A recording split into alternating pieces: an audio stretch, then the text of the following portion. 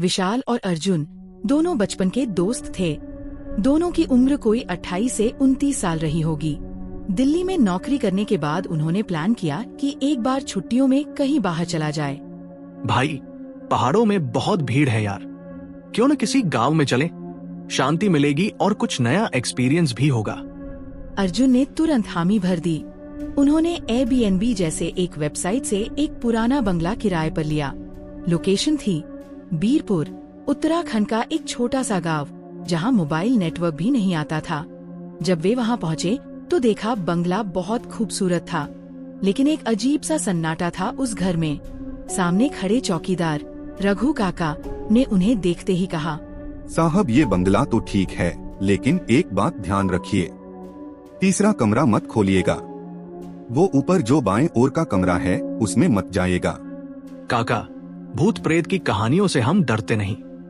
डरना चाहिए साहब, कुछ दरवाजे बंद ही अच्छे होते हैं।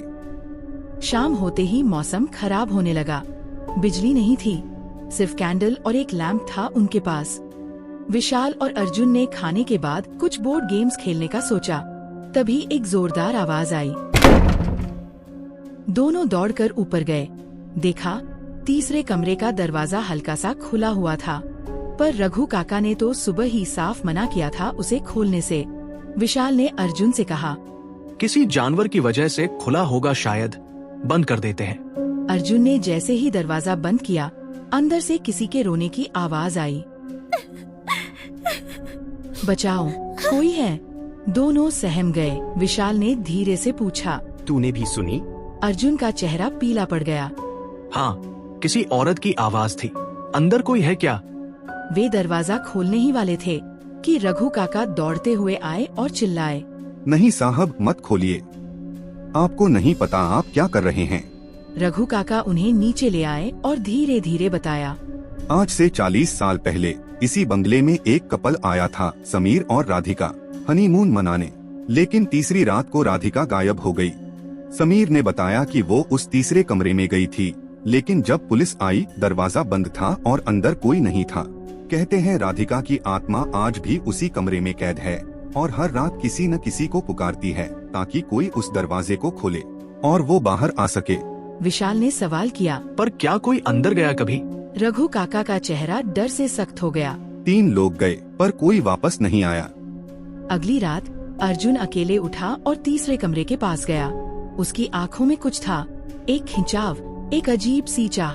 विशाल को अचानक से अर्जुन की चीख सुनाई दी, विशाल, बचा ले। विशाल दौड़ता हुआ ऊपर पहुंचा। दरवाजा खुला था पर अर्जुन गायब था। अंदर सिर्फ एक चीज थी, एक पुराना फोटो फ्रेम जिसमें अर्जुन, राधिका और समीर की फोटो थी। पर अर्जुन को तो वो कभी नहीं जानते थे। रघु काका ने जब वो फोटो देखी तो सन्न रह गए।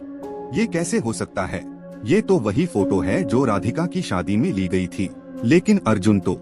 विशाल को धीरे धीरे याद आने लगा कि अर्जुन हमेशा पुराने बंगलों में जाने को क्यों कहता था। उसे हमेशा उस बंगले की खिंचाव क्यों महसूस होती थी। अर्जुन राधिका का भाई था और शायद बचपन में बंगले में कुछ ऐसा हुआ था जिससे उसका ज़हन राधिका की आत्मा से जुड़ गया था। वो तीसरा कमरा सिर्फ एक बंद दरवाजा नहीं था, वो एक दरवाजा था समय और आत्माओं के बीच। और अर्जुन ने उसे खोलकर कुछ ऐसा आजाद कर दिया था जिसे कभी बाहर नहीं आना चाहिए था। विशाल ने गांव छोड़ दिया, वापस कभी नहीं लौटा। लेकिन कई सालों बाद जब वो टीवी पर एक अजीब लेकिन सच प्रोग्राम देख रहा था, उसमें एक रिपोर्ट थी।